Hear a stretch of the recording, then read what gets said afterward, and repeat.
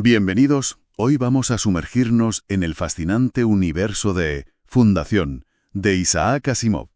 Vamos a analizar algunos extractos clave que nos pintan un cuadro, un cuadro muy vivo del ascenso y caída de civilizaciones a escala galáctica. Sí, tenemos pasajes que nos llevan desde el mismo corazón del imperio hasta sus fronteras más lejanas, las más olvidadas, casi. Exacto. Y nos dan una visión muy clara de conceptos como la psicohistoria, esa ciencia predictiva tan de Asimov, ¿no? Y vemos el declive imperial y los planes, casi inconcebibles para intentar navegar ese caos que se avecina. Veremos cómo se sientan las bases, ¿no?, de un nuevo poder en medio de toda esa desintegración. Eso es. Nuestra misión hoy, desentrañar las ideas centrales de Asimov sobre tecnología, política, la predicción, el control social.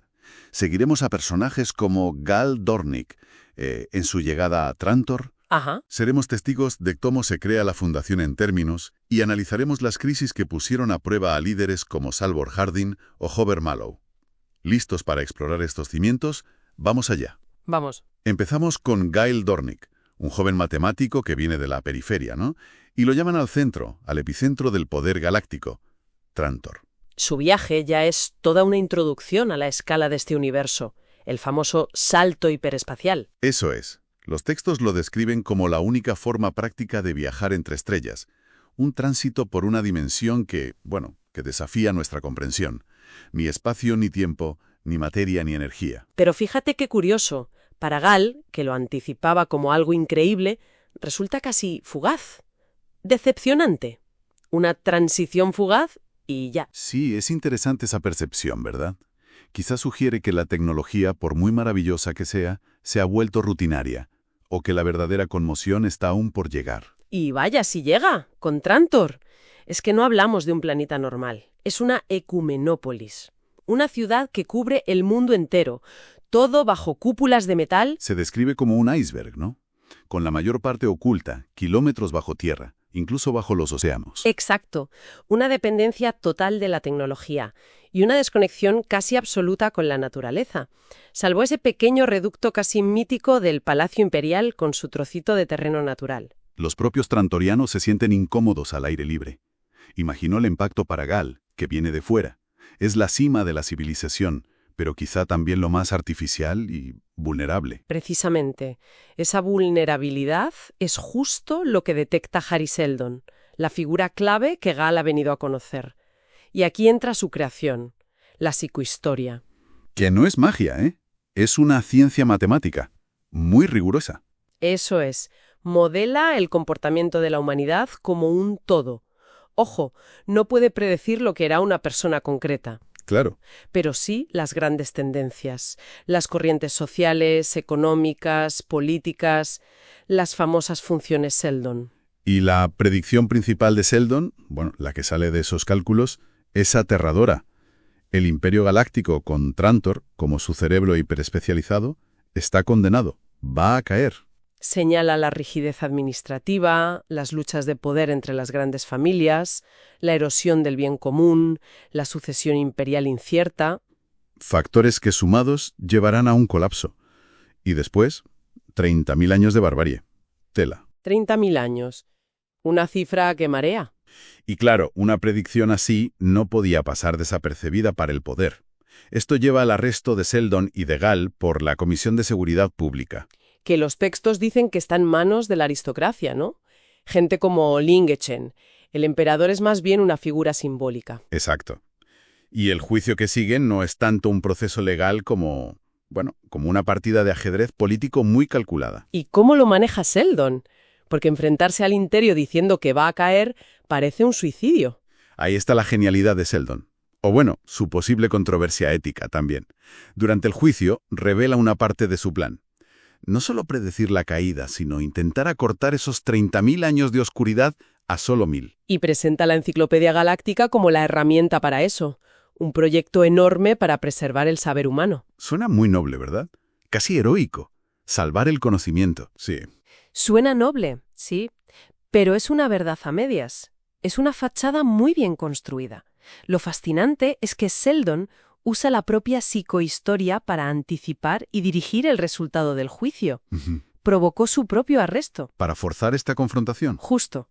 Sabía, por sus cálculos, que figuras pragmáticas como Ling Chen, que según Sheldon tienen un instinto especial para estas cosas, entenderían que la caída era inevitable y verían más peligro en ejecutarlo que en exiliarlo. Entonces el exilio era el objetivo, la enciclopedia era solo la excusa. Exactamente. Un exilio perfectamente calculado. Para enviar a su equipo, 100.000 personas, contando familias, al lejano y aislado planeta Terminus, en el borde de la galaxia. Es una manipulación brillante. Sheldon hasta menciona las probabilidades, más del 99.9% de éxito para el proyecto global, aunque admite fríamente que la supervivencia de Kal, un 77.2%, no significa nada para la psicohistoria. Es duro, pero es una manipulación para iniciar su verdadero plan usando el saber como pretexto. Una manipulación que planta las semillas del futuro en Terminus, y allí, medio siglo después, es donde esas semillas empiezan a enfrentarse a la dura realidad del imperio que se cae a trozos. Nos encontramos en Terminus, sí. Un mundo pobre en recursos, sobre todo metales, y la Fundación número 1, dirigida por el académico Lewis Pirnen, trabajando en la enciclopedia, creyendo en esa misión. Pero mientras ellos están con sus libros, el universo se desmorona. Tal como Sheldon predijo, Anacreonte, un reino vecino, se declara independiente y corta las rutas comerciales. De esa, digamos, complacencia académica, surge una voz distinta, Salvor Hardin, el alcalde de Ciudad Terminus. Un político pragmático. Él sí ve el peligro real donde los síndicos, como Pirene, solo ven problemas para su enciclopedia. El choque es inevitable. Y llega pronto.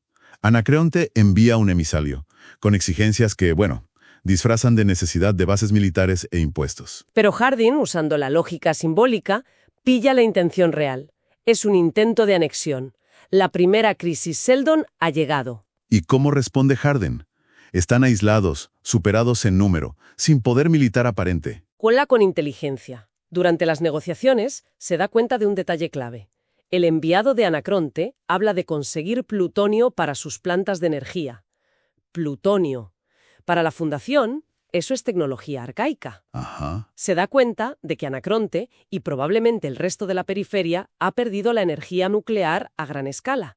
Han retrocedido, y eso le da a Hardin una palanca, la superioridad científica. Y justo en ese momento de tensión, llega el 50º aniversario de la Fundación. Y se abre la bóveda del tiempo, con el mensaje de Sheldon, que les dice. Pues aparece Sheldon, su holograma, con una calma que casi irrita, ¿sabes? Y suelta la bomba. La Enciclopedia Galáctica es un fraude. Siempre lo fue. Un engaño. Un fraude, después de 50 años de trabajo. ¿Y cuál era el propósito real entonces? Es un golpe duro para los enciclopedistas, claro. Pero desde la perspectiva de Sheldon, es ingeniería social pura. La enciclopedia era el cebo. Usó esa necesidad casi sagrada de preservar el conocimiento para mover a 100.000 personas y aislarlas estratégicamente. Apeló a lo más noble de la academia para un fin, oculto y pragmático. Justo eso. El objetivo real era 1. Conseguir la legitimidad imperial para el exilio. 2. Reunir a la gente adecuada en Terminus. Y 3. Mantenerlos ocupados hasta que fuera tarde para volver atrás y el contexto político hubiera cambiado como él preveía. ¿Y el verdadero plan? Que la Fundación sea el germen de un segundo imperio galáctico, para cortar la era de barbarie. ¿Y cómo se supone que lo harán? ¿Solo por tener mejor ciencia? Sheldon lo llama dura necesidad. El aislamiento de Terminus, su falta de recursos, pero su monopolio de la energía atómica en una periferia decadente, crea una situación donde solo hay una solución obvia para sobrevivir.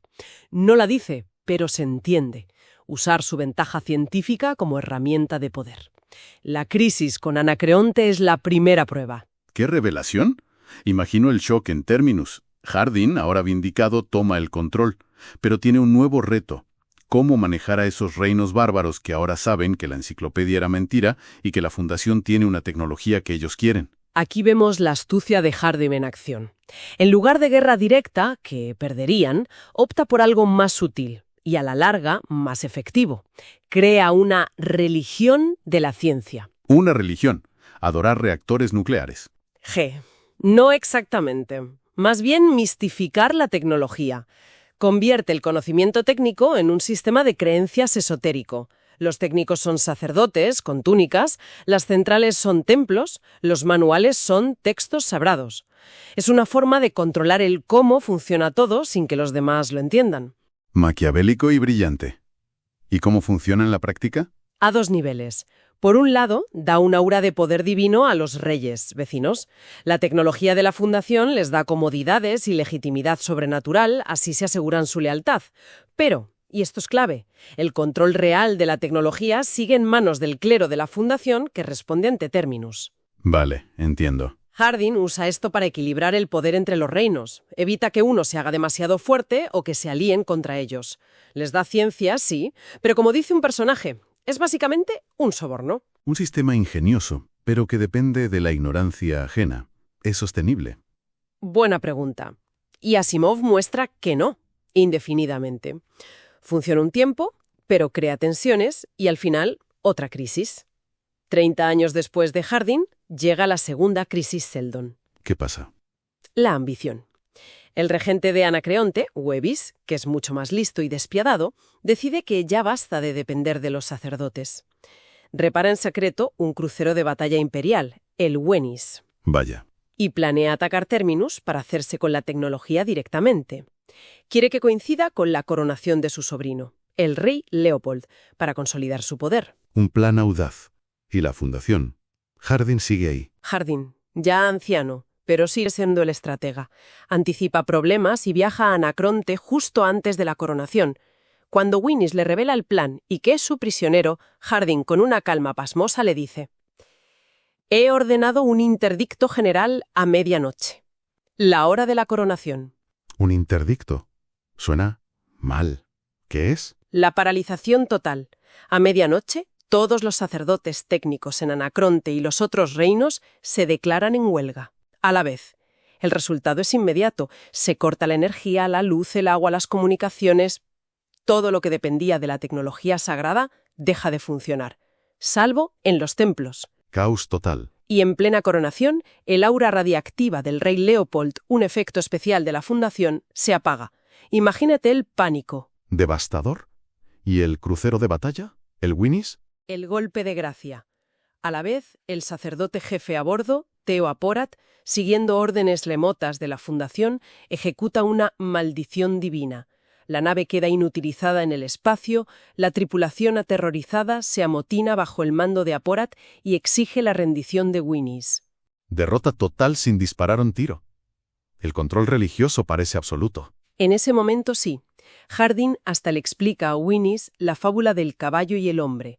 Los reyes bárbaros aceptaron la silla y el bocado, el control tecnológico del clero, a cambio de poder, la divinidad aparente.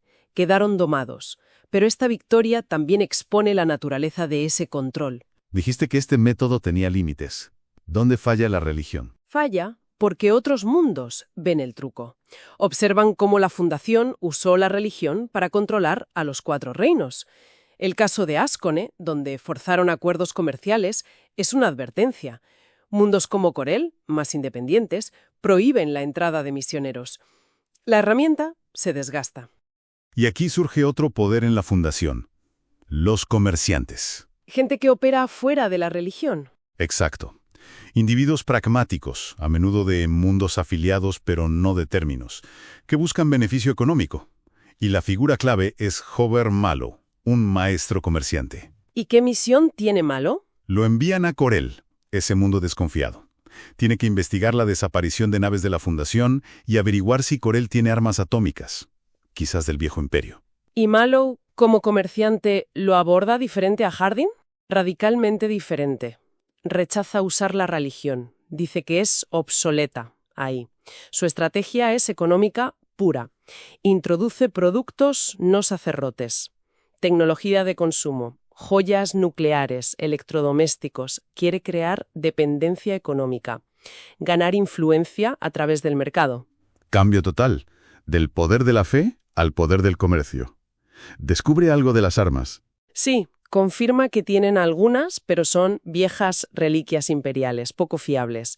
Pero lo más importante es lo que observa en Sigüena, una provincia imperial en decadencia. Compara la tecnología. ¿Qué diferencia ve? Una observación clave. El imperio pensaba a lo grande, reactores enormes, naves gigantes, pero perdieron la capacidad de innovar, de miniaturizar, y peor, sus técnicos actuales son una casta hereditaria, que opera las máquinas casi por rutina, sin entenderlas. No pueden repararlas bien. Mientras que la fundación. La fundación, por necesidad inicial de recursos, tuvo que ser ingeniosa. Optimizaron, miniaturizaron, escudos personales, generadores pequeños y eficientes. Su tecnología es más flexible, más adaptable, más avanzada en la práctica, como comparar un dinosaurio con un mamífero ágil. Esta visión tan comercial de Malo le crea problemas en términos.